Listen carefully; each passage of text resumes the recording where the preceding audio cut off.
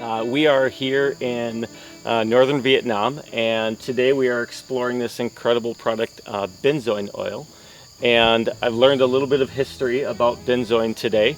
It was actually originally used by the French a long time ago as an ingredient to put into their perfumes. For a long time it was kind of a forgotten product, even here in Vietnam.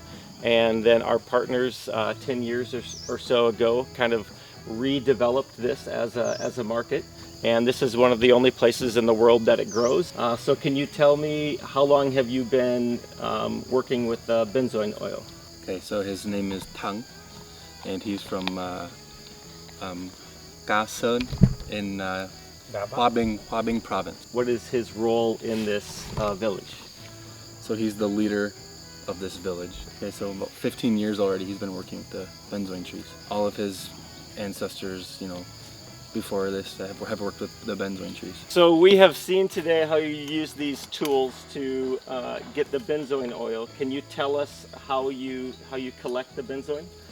In the olden days, they used to have to tie a rope around the tree, and that's how they would climb the tree. Yes. But now they have these, and so as you can see, they put their foot in here, and then this will wrap around the trunk of the tree, and then it's just like climbing up steps. They just go every other, and so they can get it done a lot faster. It looks a lot harder than steps. It looks a lot harder than steps, but same concept, one leg at a time, right? And then this is a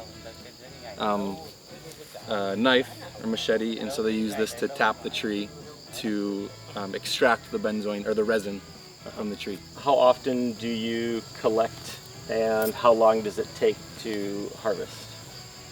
He collects the resin in November or December each year, because that's when it's dry enough, and so they can just scrape the resin off the tree. But to collect it in August or September, it would be too hot.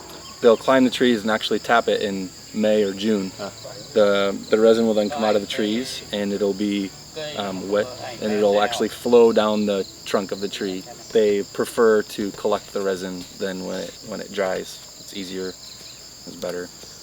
Can you tell me how many people from the village are involved in the collecting? We've established about 10 people that are working with the trees. Okay, so 2 to 3 people in one group will climb up the mountain and work together.